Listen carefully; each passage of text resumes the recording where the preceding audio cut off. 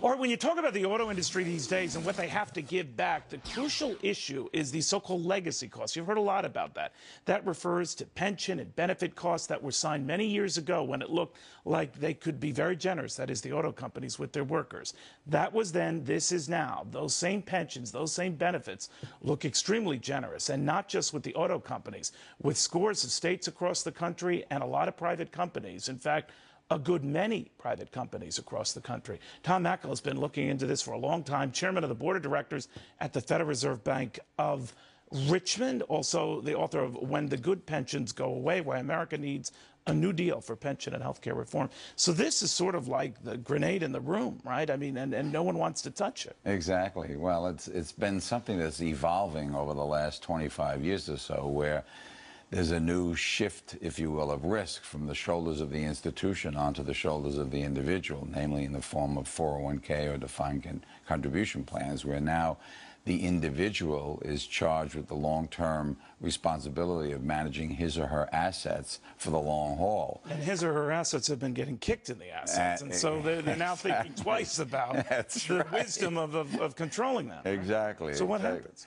Well, what happens is that we've got to rethink a methodology to come up with a program that kind of is like a hybrid, if you will, in my judgment, of a defined benefit plan, because we know that defined benefit plan is something the old days. In other words, it's not a defined contribution, but much like the unions enjoyed at the auto companies and a lot of public sector workers, it's a set benefit.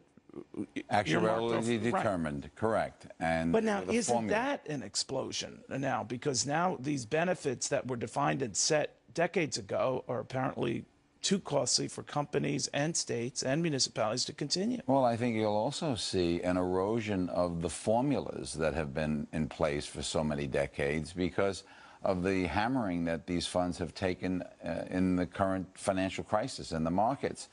Namely, that they were guaranteed a specific amount of money over the balance of their lifetime, and in many funds now, their unfunded liabilities are so dramatically different just in this short 11-month period, right, that now we're going to have to reconfigure the formulas and take a serious look at defined benefit plans that are not able to provide the kinds of benefits that they thought they were able to provide. But do they have a legal leg to stand on, Thomas, when they say, look, this is what I agreed to, this was our contract, this is what I was told if I worked X number of years, I would get X amount of dollars in retirement per year, and they're violating that by changing that? Well, the social contract is for all intents and purposes, out the window. And it's a new world order, and it's a world order. But is it a new world order for private and public companies alike, for private and public sector workers alike? Yes, it's a new world order in terms of anybody that's been in the benefits arena, whether it be on the public side, states, counties, and municipalities, or corporations, or even trade unions that have negotiated. So I want to focus on this. If what you're saying is true, and you're an expert on this, then whatever pension sort of estimates you had for yourself, throw out the window? By and large, they're all in jeopardy, yes. We've got to rethink this. I mean, even the whole notion of Social Security. Is it appropriate for somebody to think seriously about retiring at age 65 any longer because of the state of affairs, if you will, of our Social Security system? So it's changed in such a fashion that so many people who had thought they had the opportunity to retire 2 to 3 to 4 years down the road are having to rethink their ability to even step out. But you know what I don't see happening, Thomas? I don't see, and I can understand the union guys not wanting to do this, but I don't see them redressing the legacy costs. I don't see them saying, you know, all right, our pension's fair game.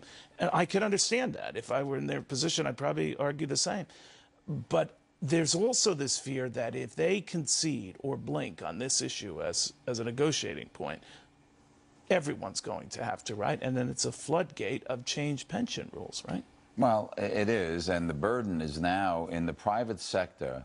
The Pension Benefit Guaranty Corporation was created way back in 1974 when the Employee Retirement Income Security Act was passed. ERISA. Right, exactly. And the net result is that for an individual who works for a company or any kind of fund that's covered under that private sector quasi-governmental insurance coverage, is now looking at maybe 45 cents on the dollar if the fund goes bankrupt. So, and if PBGC picks it up, And right? if the PBGC has And the the PBGC capacity itself is running it. Exactly, exactly. And they've got multi-billions of dollars worth of deficits there as well. So you think that's the time bomb unaddressed and unrecognized? I think it, yes, I absolutely think that this, going down the road, this is another issue that is so dramatic that many people have not given any serious consideration to, only more recently in terms of people saying, well, my 401k plan has been hammered by virtue of the debacle in the financial markets. The reality is that this is a long-term thing that has